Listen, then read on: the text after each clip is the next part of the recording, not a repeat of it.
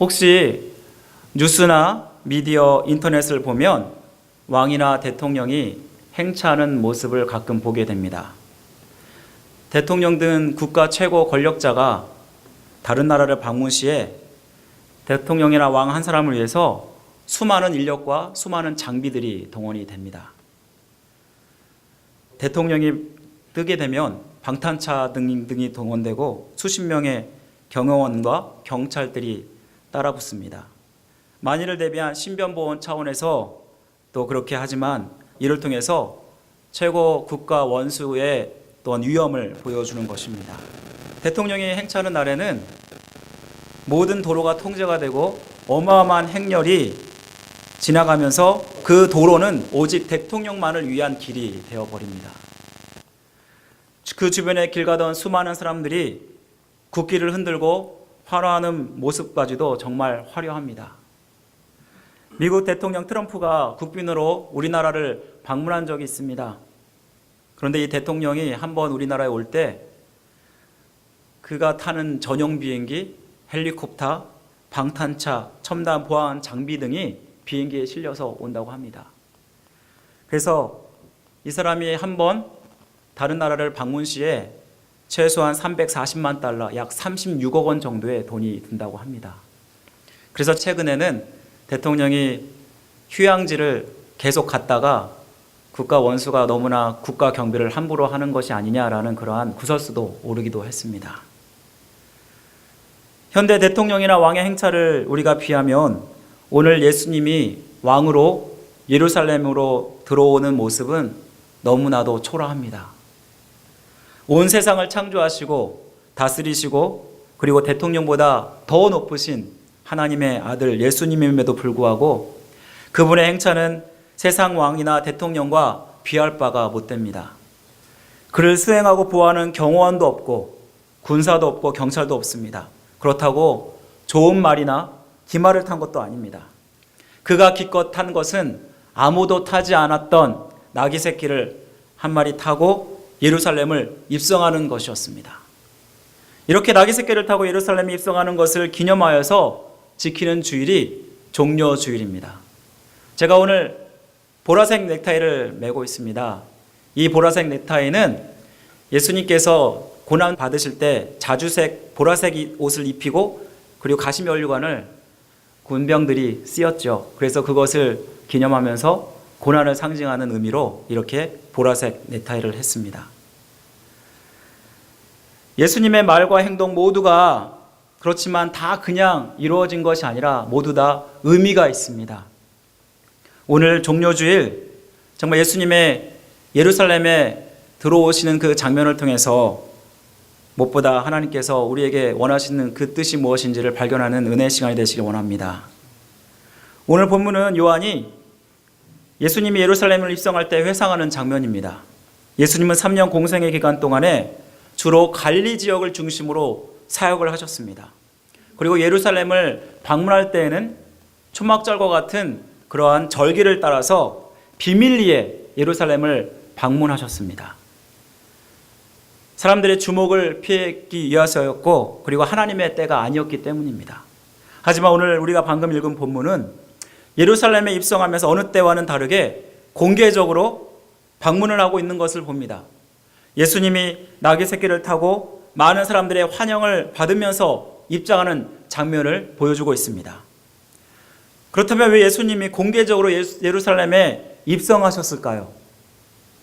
오늘 본문에서 요한은 스가랴 9장 9절을 인용하면서 그 이유를 설명합니다. 시온 따라 크게 기뻐할지어다.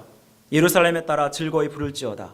보라, 내 왕이 내게 임하시나니 그는 공의로우시며 구원을 베푸시며 겸손하여서 나귀를 타시나니 나귀의 작은 것 곧 나귀 새끼니라. 스가랴는 구약의 선지자 중에 한 사람입니다. BC 520년에 학기와 함께 바벨론 포로에서 돌아와서 유대인을 대상으로 이렇게 메시아의 왕국의 도래를 예언했습니다.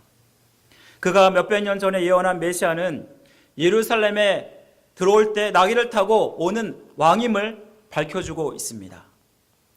스가랴의 예언은 오늘 본문에서 예수님이 나귀 새끼를 타고 들어오심으로 말미암아 문자 그대로 이루어지는 것을 우리는 보게 됩니다. 이것이 무엇을 의미할까요? 예수님이 바로 스가랴의 예언을 성취하시는 참 메시아임을 우리에게 보여주는 것입니다. 그리고 이스라엘 백성들이 기대했던 메시아가 예수 그리스도이심을 우리에게 보여주는 것입니다. 메시아라는 말은요, 히브리어로 기름 부음 받은 자라는 뜻입니다. 이 말은 헬라어로 그리스도라는 뜻과 동일합니다. 그래서 우리가 예수님을 예수 그리스도라고 얘기하고 그분이 바로 기름 부음 받은 자라는 뜻을 가지고 있습니다. 왕을 세울 때 선지자가 하나님의 뜻에 따라 사람의 머리에 기름을 부어서 즉위식을 거행하는 것에서 유래되었다고 합니다. 이스라엘 민족이 그들의 왕이 되어서 되어줄 메시아를 기대했다라는 것입니다. 그분이 바로 예수님이라는 것은 말씀의 성취를 통해서 우리에게 말씀해주고 있습니다. 예수님은 탄생부터 죽음까지 모든 말씀이 구약의 예언을 따라서 이루어졌고, 예수님이 오신다는 것은 하나님의 큰 구원의 계획 속에서 이루어진 것입니다. 창세기 에덴 동산에서부터 전 구약 시대를 관통하면서 이 모든 것들이 계속되어 왔습니다. 그리고 성육신하신 예수님께서 그 예수님의 고난과 또 부활을 통해서 이것이 성취되는 것입니다. 예수님이 이 땅에 뜬금없이 나타나서 모든 것이 우연히 일어난 것이 아니라 하나님에 의하여 이미 예정된 일이었음을 우리에게 말씀해주고 있는 것입니다. 그래서 마태복음 4장이나 8장이나 12장을 보면 이 모든 일에 된 것은 주께서 선지자로 하신 말씀을 이루려 하심이라 라고 말씀하고 있습니다. 이 말씀을 통해 깨닫는 것이 무엇이냐면, 하나님은 말씀하시고 그 말씀은 성취됨으로 말미암아 하나님의 역사가 이루어져 가고 있다라는 것입니다. 말씀의 성취를 통해서 우리는 우리의 신앙이 진짜인지, 또 우리가 믿는 기독교가 진짜인지를 우리는 알 수가 있습니다. 우리 삶의 말씀이 성취되려면 우리는 우리의 마음밭에 끊임없이 말씀을 뿌려야 하는 것입니다. 농부가 가장 큰 기쁨을 누리는 것이 무엇인지 아십니까? 바로 수확의 열매를 맺을 때입니다. 사실 심은 대로 거둔다는 것을 가장 잘하는 사람이 저는 농부가 아닌가 생각합니다. 농부가 밭에 씨앗을 뿌려야 하고, 그리고 그것을 가꾸어야만 합니다. 병충해는 없는지, 또 물은 충분한지, 곡식은 잘 자라고 있는지, 또 참새가 오면 호수아비를 세워서라도 그들을 쫓아내어서 곡식이 잘 자라도록 합니다. 그래야만 가을에 열매를 맺을 수가 있습니다. 만약 씨를 뿌리지 않는다면, 그리고 가꾸지 않는다면 아무런 그러한 기대도 할 수가 없습니다. 그렇습니다. 말씀도 마찬가지입니다. 말씀도 끊임없이 씨를 뿌리고 가꾸어야만 말씀의 열매를 우리가 기대할 수 있는 것입니다. 여러분 마음밭에 지금 말씀의 씨앗을 뿌리고 있습니까? 교회 설교로, 인터넷으로, 라디오, TV 등으로 우리 여러 차례 수없이 말씀을 받을 수 있는 기회가 있습니다.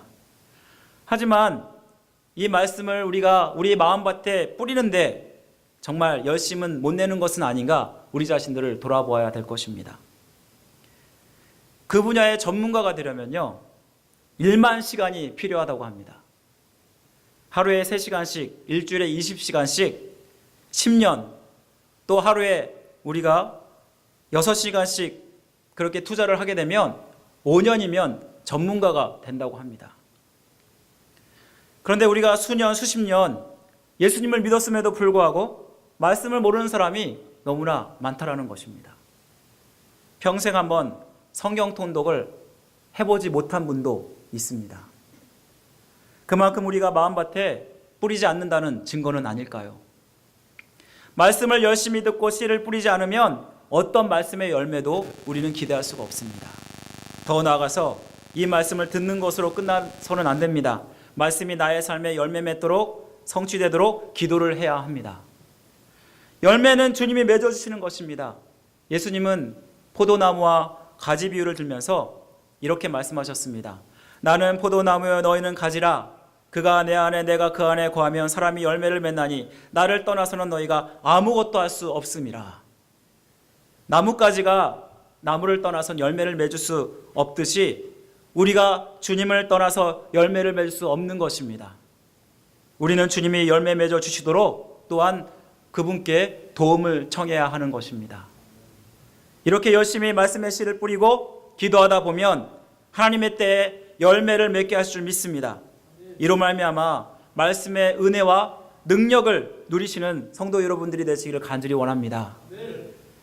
이렇게 스가랴의 예언에 따라서 예수님은 나귀를 타고 예루살렘에 입성하시게 됩니다. 그런데 그가 왕임에도 불구하고 왜 하필이면 나귀를 타셨을까요? 예수님이 예루살렘에 가까이 왔을 때 감람산 베바게와 베다니에서 예수님의 제자들을 보내면서 나귀 새끼를 풀어오라고 명령합니다. 이 나귀 새끼는 아직 아무도 타지 않은 나귀 새끼입니다. 주인의 허락을 받고 풀어오게 되고 예수님이 의도적으로 나귀 새끼를 타고 예루살렘에 입성하십니다. 그렇다면 예수님이 이렇게 의도적으로 나귀 새끼를 타고 입성하는 이유가 무엇이었을까? 스가랴 9장 9절의 하반절에 보면 이런 말씀이 나옵니다. 그가 겸손하여서 나귀를 타시나니 나귀의 작은 것 곧 나귀 새끼니라. 이 말씀에 따르면 예수님은 나귀 새끼를 타신 것은 겸손을 상징한다고 말씀할 수 있습니다. 나귀는 전쟁력으로 부족하다고 합니다. 비록 나귀는 힘은 셉니다. 하지만 민첩하지 못합니다. 그런데 지금 예수님은 나귀도 아니고 나귀 새끼를 타고 입성하고 계십니다. 오히려 예수님이 예루살렘에 들어오셔서 로마라는 정부를 정복하려고 의도하셨더라면 그는 개선장구처럼 아마 나귀가 아니라 말을 타고 오셔야 될 것입니다. 요한계시록 19장 11절에 보면 예수님이 이 땅 가운데 심판하러 오실 때 이런 말씀이 나옵니다. 백마를 탄 자라는 그러한 다른 모습으로 그려져 있는 것을 보게 됩니다.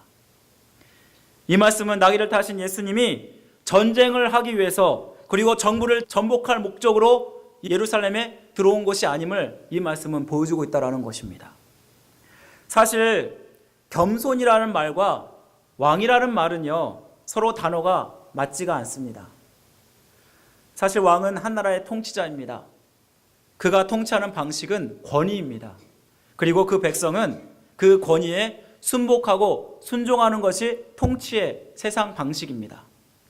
하지만 예수님이 겸손의 왕으로 오셨다는 것은요 그가 왕이 되시는 방법이 세상 사람들이 생각하는 그리고 유대인들이 생각하는 그 방법과 다르다는 것을 우리에게 말씀해 주는 것입니다. 마태복음 20장 28절에 이런 말씀이 나옵니다. 인자가 온 것은 섬김을 받으려 함이 아니라 도리어 섬기려 하고 자기 목숨을 많은 사람의 대속물로 주려 함이니라.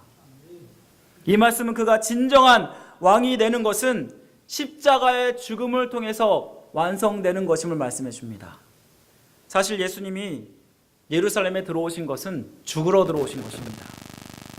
하지만 유대인들은 예수님을 그렇게 생각하지 않았습니다. 유대인들은 오랫동안 외세의 지배를 받아왔고 지금도 이방인 로마의 지배를 받고 있는 상황 속에서 그들은 고통당하고 착취당한다고 생각했습니다. 그래서 이들로부터 해방되어서 다윗 왕조의 영광을 다시 한번 회복하고 그렇게 왕이 되는 정치적 메시아를 꿈꾸고 있었습니다. 이때 예수님이 나타나셨습니다. 눈먼 자를 고치시고 그리고 귀머거리를 듣게 하시고 벙어리를 또한 말하게 하시고 안진뱅이를 일으키시고 또한 심지어는요 죽은 사람까지 살려냅니다. 물고기 2마리로 그리고 보리떡 5개로 5,000명을 먹이고 7,000명을 먹이는 놀라운 그러한 기적의 역사를 이루게 됩니다. 그가 왕이 된다면 능히 로마도 전복할 수 있을 것이라고 유대인들은 생각했을 것입니다. 그래서 예수님이 나귀를 타고 예루살렘을 입성했을 때 많은 유대 사람들은 그를 열렬히 환호했습니다.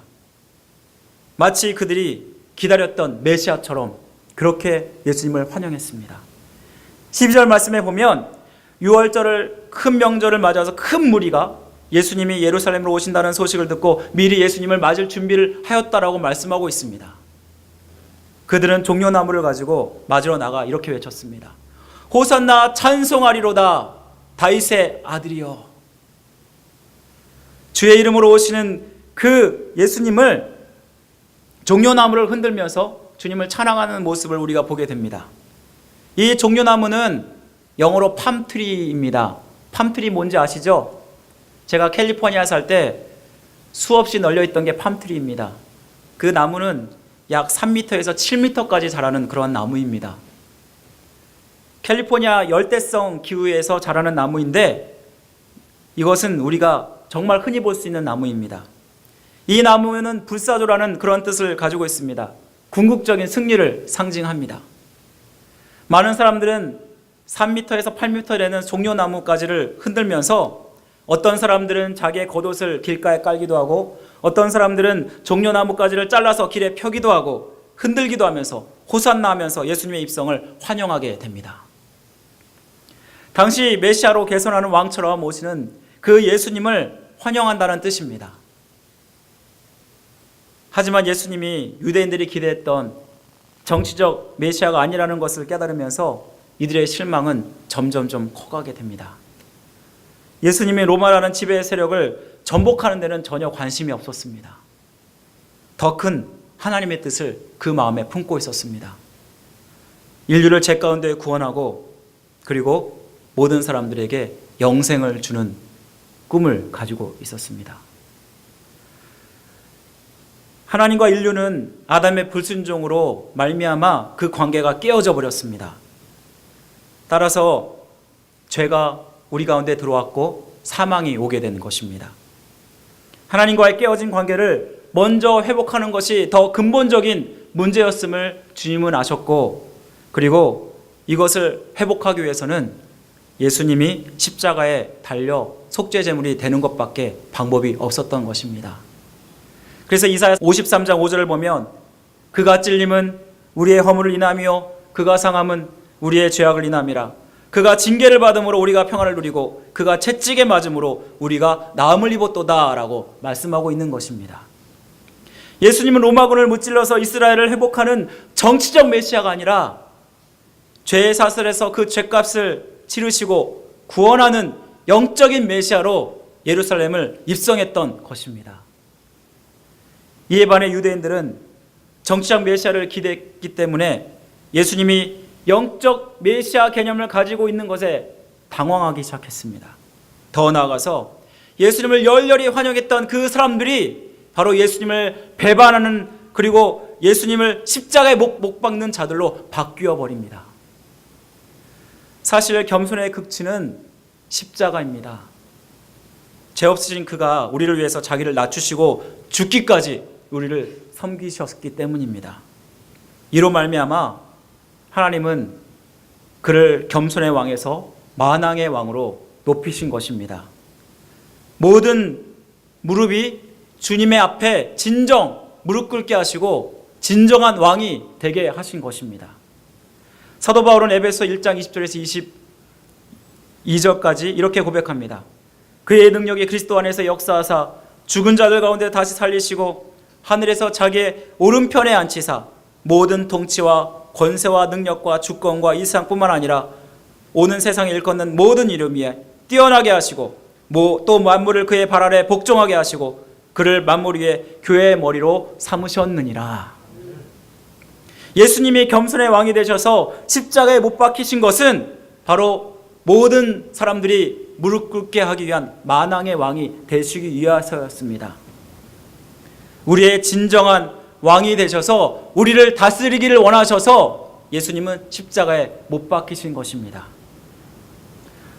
종려주일 겸손의 왕으로 오신 예수님을 살펴보면서 우리는 이런 질문을 하지 않을 수 없을 것입니다. 나를 다스리시는 나의 진정한 왕은 누구입니까? 우리가 예수 그리스도를 믿고 따르는 이유는 우리의 진정한 왕이 예수 그리스도이심을 믿기 때문입니다. 그런데 정말 우리의 삶 속에서 그분이 우리의 진정한 왕이 되십니까? 진정한 왕에 걸맞게 우리는 그에게 합당한 대우를 하고 있습니까? 유대인들은 예수님을 찬양했다가 자기의 생각과 목적에 맞지 않으니까 예수님을 십자가에 못 박습니다. 많은 사람들 여전히 통치받는 삶을 살지 못하고 있습니다. 내가 주인이 되어서 죄에 이끌려서 진정한 구속의 자유와 은혜를 누리지 못하고 있습니다. 모든 것 주님이 없고 내가 모든 것을 결정한다고 한다면, 그리고 내가 모든 것을 컨트롤한다고 한다면 세상은 자꾸만 나의 인생이 주인이 나라고 그렇게 강조함으로 말미암아 주님의 자리를 빼앗고 있습니다. 그리고 주님의 뜻이 아니라 주님을 우리의 입맛에 맞게 믿으려 하는 우리의 모습을 보게 됩니다. 차 2대가 고속도로를 빠른 속도로 달리고 있었습니다.